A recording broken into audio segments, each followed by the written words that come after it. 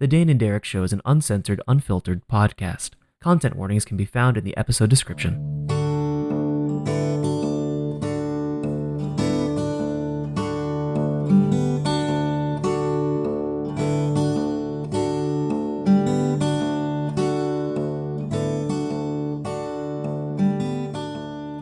Hello, and welcome to the Dane and Derek Show, a podcast where two nerdy friends keep in touch and shoot the shit. I'm Benig-Aiello, a writer, director, and occasional D&D player, and with me, as always, is my good friend, Dane Fogdall. Hey, I'm Dane, and this is the last episode we're recording in this batch, so I have begun to slouch. Nice. That's what I'm giving today. Are you comfy? I'm comfy. With an Comfy. O. Nice. Wait, does it always have an O? Yeah, Comfy? but How? maybe it's Maybe comfy, but it's two E's at the end. Two E's at the end, but like, comfy versus comfy. It's like an accent over the O. There we go. Yeah. So Dane, given the state of the multiverse, what are your Easter plans? If you even celebrate Easter, I just know that it's a holiday that pops up on my calendar. I don't particularly partake in Easter unless I'm directly around family, but yeah, Easter plans? Not at the moment.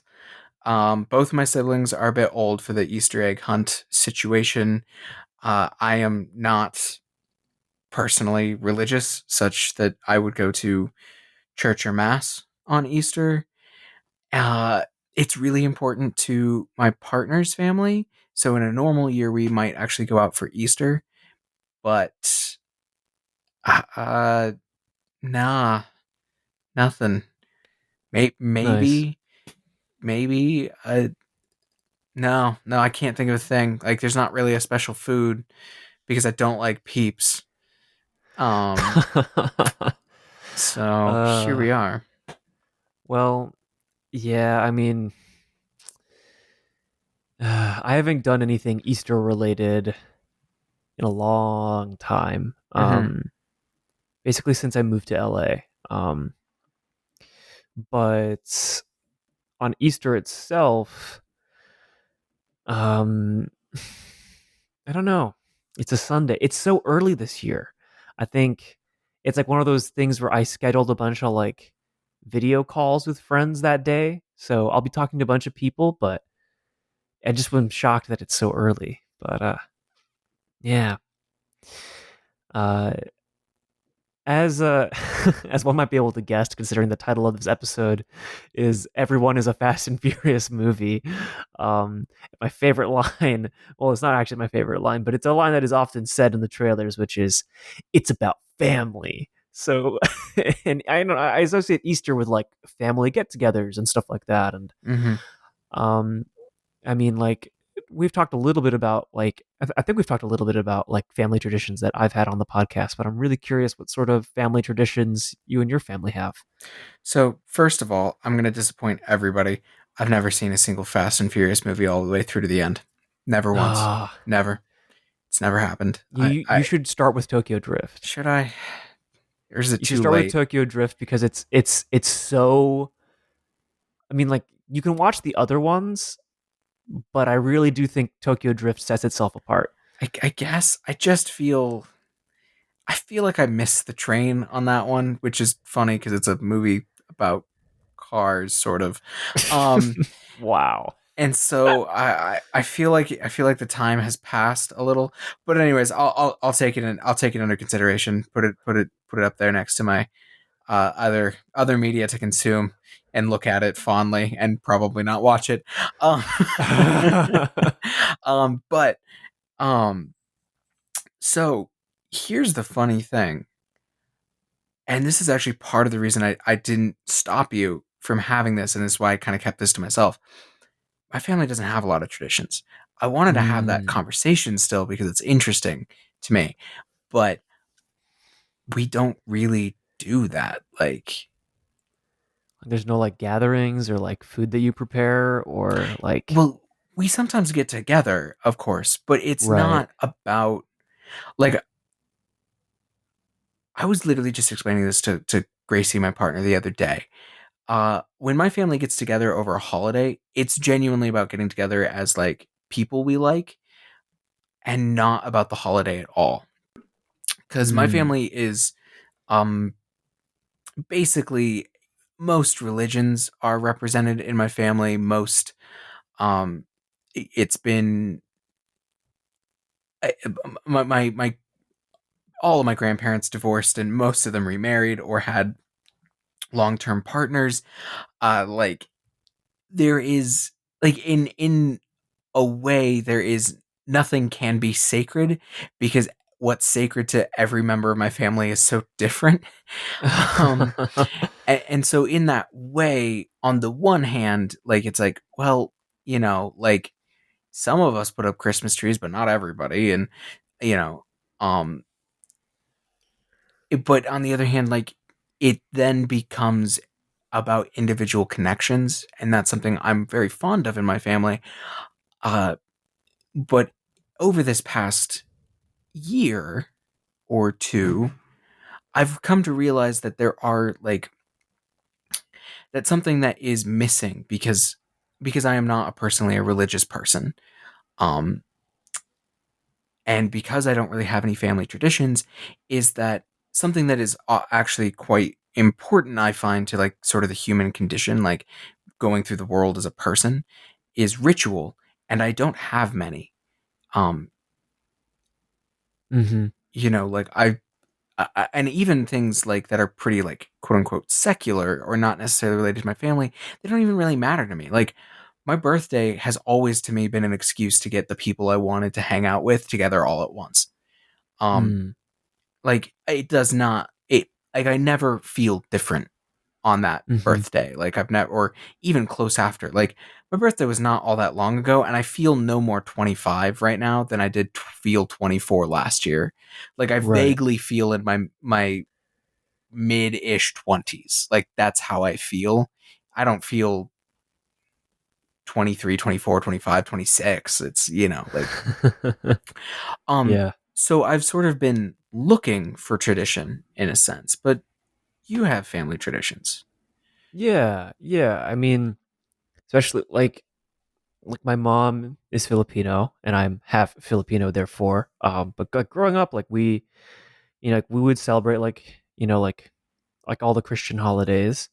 But more importantly than celebrating those holidays were this sort of like family gatherings with, I guess, like they weren't really like family. They're like not even like extended family. They're just people that like other Filipinos we knew in the area, like in Denver, and we would just basically like I associate with all these holidays like Easter, Christmas, Thanksgiving, New Year's. I associate just like these big sort of like almost like block parties and Mm. just like cooking certain foods, having certain things like the big thing like for like one of the big things that I always remember is like on birthdays we serve pansit, which is a form of like it's like Filipino chow mein, but it's made with like a clear noodle, and the goal is to not cut the noodles because if like you cut the noodles, it means you're gonna have a short life. Long noodles, long life, baby. Uh, that is not how it was told to me growing up. It was just, oh, don't cut your noodles, so you have a long life, or like things like that. And those things are like pretty, like up until college when I kind of like was away from that and didn't really like get to be around that. That I kind of realized like, oh yeah, we did have like a sort of there was like a like a tradition, a pattern, a thing that happened yearly, regularly. Um, so yeah, and I mean, most of my family's Catholic on both sides, and most of my family does go to church. I participate in church when I'm with them, but I don't actively participate outside of that. I'm not particularly religious either. Um, and that's just the way it is. But it's yeah. So in terms of it's like for me, it's like I always associate family traditions with like I don't know, like a gathering of people, and of course like certain things having certain meanings and things like that. And which is kind of what you described. I guess in this wild wild world where tradition feels like the chains of old or the chains of yore. It's like tradition is just sort of like it's just sort of a repetitive thing. It's not Yeah, really that big a deal, you know. Like I feel like we're heading into a especially I think of a lot of people our age. I think we're heading into a world of like tradition isn't so much being destroyed as it is just being like let go. Like there's like cultural specific traditions I think that are still like around and are still living, but like I never learned how to like, you know, do any cultural dances growing up, and they're things that I'm starting to like learn about now, but I'm not really like I don't like practice them all the time, you know. hmm But like I feel like you can break it down to like these. I mean, like this is like a really the lines here in this conversation are really blurred because it's like you've got like cultural traditions, you've got like religious traditions, and then you've got like like family unit uh traditions almost. yeah, like family unit traditions. Yeah, on top of like many other like subsets of traditions, like workplace traditions or um you know Traditions like you know between friends, yeah, you traditions know, between friends like a like Lucille's. yeah, like there's some friends that you and I have where we would normally go to Lucille's. We didn't get to Yeah, do that last time because of COVID, but yeah, but or like when you and I hang out and it's just you and I, like we usually go get a burger. yeah, burger Um and some fries. yeah, or like I was just thinking, I was like, "Oh, I have a funny tradition with my good friend Will, uh Quill, who's out in Madison these days. Um whenever a Borderlands video game comes out, we binge it together. right? And even then, it's on top of that, it kind of that kind of turned into more of like whenever he and I get the chance, honestly, we play a whole video game together. Yeah, And it so like I suppose I have some traditions like that, but it's individual if that makes sense. right. It's Yeah, they're very specific to you and the relationship of which the other person you have them with. exactly. And in that way sometimes they don't really feel like traditions to me because they're not passed down. Like Right. for me, a tradition almost needs to have a like multi-generational aspect to it. Um Mm-hmm. and so I don't know. I don't really know if I have any, but they do provide a structure and can provide a Mm-hmm. lot of meaning and positivity to life. Um and so like when I was talking about the fact that I am interested in finding ritual for myself. Yeah. Um that's kind of wise because I think that's a thing that's sort of needed in a sense. Yeah. I think a big part of why people like these sort of traditions is because it gives you a sense of structure and balance. Continuity. Yeah, exactly. It's like making your bed every morning. You know exactly what the first thing you're gonna do is every day. Um, it's like going to the gym every day. You know exactly. You know that you're gonna go to the gym every day. It helps it helps you narrow it helps you kind of cross things off a list so your brain can focus on things that you want to be focusing on. Um, I don't know. hmm I find that I feel like both you and I are in a lot of ways like lucky that that our family traditions or the traditions that we've experienced have been for the most part positive. You know, there haven't been any like traditions that bog us down or I mean I don't I won't speak for you, but at least for me, like there haven't been too many traditions that have like really bogged me down or like broke me, you know. um Um, again, I don't have a ton of familial of traditions handed to me that to even draw from. yeah, Um, however, I will say, um, this has been my experience, and this is nobody else's experience. And it is so good for some people, but my experience with Christianity, which is something that has been in at least my father's side of the family for a good long time, Hmm. um that was uh almost universally negative, Mm. unfortunately. Yeah. um Yeah. so much so that entering a church often for me feels unsafe and stressful. Yeah. So I don't yeah, blame not you. it's like that's the thing though, is that like you're talking about like people, letting go of traditions or giving Hmm. them up. And maybe some of that's good, I think. Yeah. Like again, I'm not begrudging anybody who has Christian faith or gets a lot out of it. But Yeah. I personally find that perhaps the idea of forcing it upon one's children is not ideal. Yeah. Um, like part of the difficulty I experienced with it was being unable to leave it when I wanted to. Um, Hmm. to a certain extent, like like again, like take your kids to church if you go to church and that's important to you and you want to do that as a family. But God, if your kid comes to you and is like, I can't do this, hear them. Like Yeah. a tradition should be passed down, but one should be able to refuse a gift if it's not to them a gift, right? Right. I think yeah, the idea of like this tradition could die with my child really upsets me because it's not that child's responsibility to take on that tradition or to take on Hmm. it's not their legacy. It's it's not there's a lot more important things than like legacy, I feel.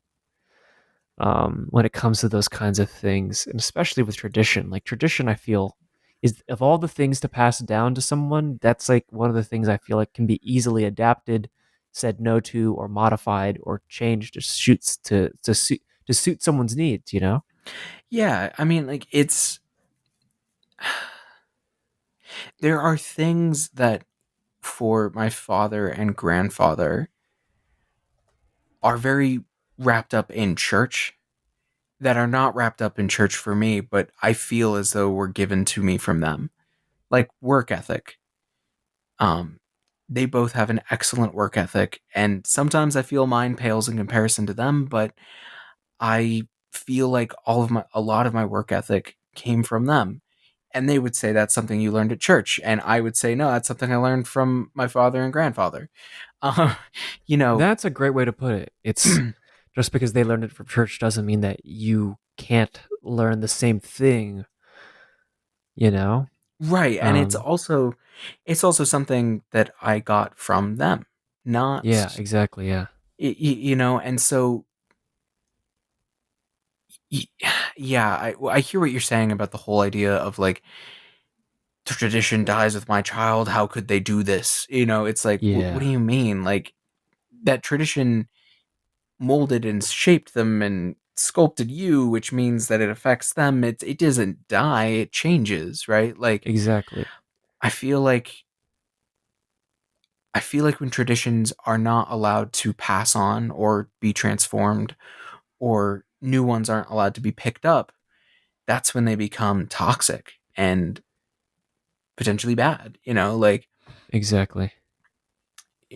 and to be fair, it's not crazy, right? Like things will persist. Yeah. I don't go to church anymore, but this is going to be like a few steps removed, but Gracie's brother's wife was not a person of faith, but um he took her to church and she fell in love with it, and it's been a wonderful thing for her. Mm-hmm. And like, to me, I'm like, that's awesome, great, go do it, be Yeah. it, love it, you know. So just because it didn't work for me doesn't mean it doesn't work for everybody, and doesn't mean that, like, me not going to church is not going to be the death of the Christian religion. Dear God, like, oh God, all of 2,000 years of Christianity hinges upon Dane Fogdall. But, like, good God, like, that would be horrifying pressure. Yeah, no, no kidding. Yeah. That is a good way to put it, right? It's like, do, if you love it, do it. But if it hurts you, don't, like a tradition shouldn't hurt someone in order, like, Mm-mm. Or even, yeah, if it's just taking up space and time that you don't right, like. A tradition should be something you get something out of. It should not be. right, It should be a beneficial, meaningful thing. It should not be an obligation. right. It's beneficial for both parties involved, Yeah. you Yeah. know. Yeah, that's a good way to look at it. Yeah, we literally just described every Fast and Furious movie. Did we? Neat. Kind of, not really. I mean, their I movies are something always about the about family. Yeah, see, but something about the trailers made me think that there would be more explosions and I mean, there's a lot of cars. explosions, but it's a family tradition that there's explosions and cars and heisting thing. I'm kidding. Hmm. Genuinely though, go watch Fast and Furious Tokyo Drift, and then maybe watch like one of the ones with The Rock, and then maybe the wasn't first like one. wasn't like the seventh one supposed to be like particularly good or something? The seventh one's great. Yeah. Watch like the first one, and then watch the seventh one. Watch Tokyo Drift, and then the new one, the ninth one, is gonna be awesome. The trailer for that looks sick. Um, and here's the thing: like, I don't Okay, I'm gonna go like. out on a limb here. I don't think any movie series should have 9 entries. I think that's too many. I mean, I mean, if they it's still one keep more than making Harry money, Potter. well, oh, Harry Be, Potter. it's yeah. I'm with you. I'm with you. But I mean, like, there's like 30 like Police Academy beach whatever movies, like made for television movies. There's like 30 of those, I guess. And and I there's mean, I guess like, there's like what, 40 Godzillas or something?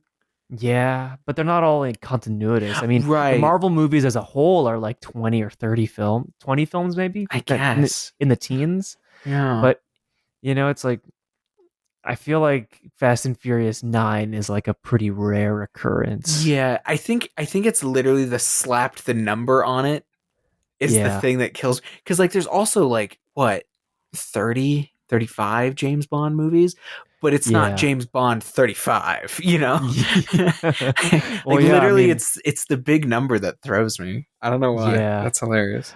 I mean, yeah, I mean, I think they're calling it short for like, it's like F9, just like Hmm, Fate of the Furious was F8. It's Fate. gotcha. And Okay. then yeah, Wasn't it I like think the only thing Fast 7 or something? it's Furious 7 and Fast 5, and then Gotcha. Fast and Furious 6, Weird. and then Fast and Furious, and then Fast and Furious Tokyo Drift, and then Too Fast, Too Furious, and then The Fast and The Furious is the first one. Wow, I named them all backwards. That's I'm impressed. So okay, I do have a question for you tying back into yes. tradition. And in some ways Hmm. it's also kind of like what was handed to you by your parents. Movie series that was handed to you by your mother and movie series handed to you by your father.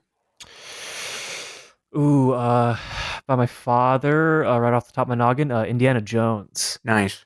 Um, That's a pretty good one.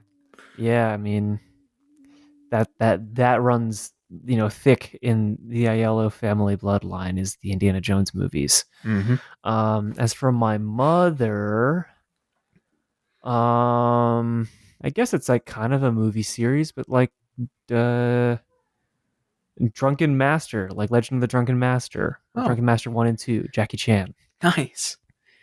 Nice. Um, yeah. How about you? Star Wars from my mother. And even though I did watch them a lot with my dad too, my mom loves them more. And Lord of the Rings from my father, both books and films. Though he doesn't care for Mm, the films that much. wow. Yeah. Wow. He just likes the Tom Bombadil stuff. Like he likes a lot of the stuff in the books that just really got Oh. cut from the films. Um, Oh, and I see. and like he hears my argument of like, okay, we're getting way off topic here, but I don't care. I think that what makes for a good adaptation is a capturing of the story and feeling and message of the original while making sure it fits the current format, the That new medium. that actually really relates to what we have been talking about with tradition, right? Like Oh my god, it does. I did it. if Good you want to work. Thank modernize you. tradition, Yeah, yeah, yeah, you have to adapt and make it fit to modern circumstance and yeah. that and to whomever it's being made for. And I think that that's really important. Uh, yeah, there you go, Dane. You did it. You Yep, saved the I podcast did it. single I got it. I handedly. got it back together again. We connected family tradition and film. It's all Yeah. come together. Wow. This is some I did it. great material here. I'm Well, amazing. we can't top that, so I'm just gonna call it. That's definitely it for this week, folks. You can see what movies I'm watching on Letterboxd at Benig-Aiello. Most likely not rewatching Fast and Furious, even though I should be rewatching Fast and Furious. I know what you should rewatch. You Yeah. should rewatch The Emperor's New Groove. Have you watched that movie in a Ooh, long time?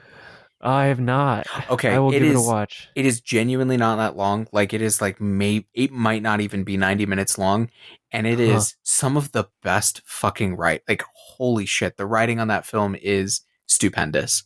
Um Good stuff. because Good yeah, stuff. yeah, honestly, watch it very carefully and take a look at how not good the animation actually is, like all the shortcuts they take that you don't notice because the writing is to the nines and the acting is off the walls. Um, anyways, you should do that. Oh, I need to say my thing. Sorry, I'm Yes, you off. do. Can you tell that it's the last recording? I'm getting squirrely. Um, Yeah. but you can find me on Twitter at Dane_Fogdoll, and you can listen to my show Diceology, which is spelled Diceology,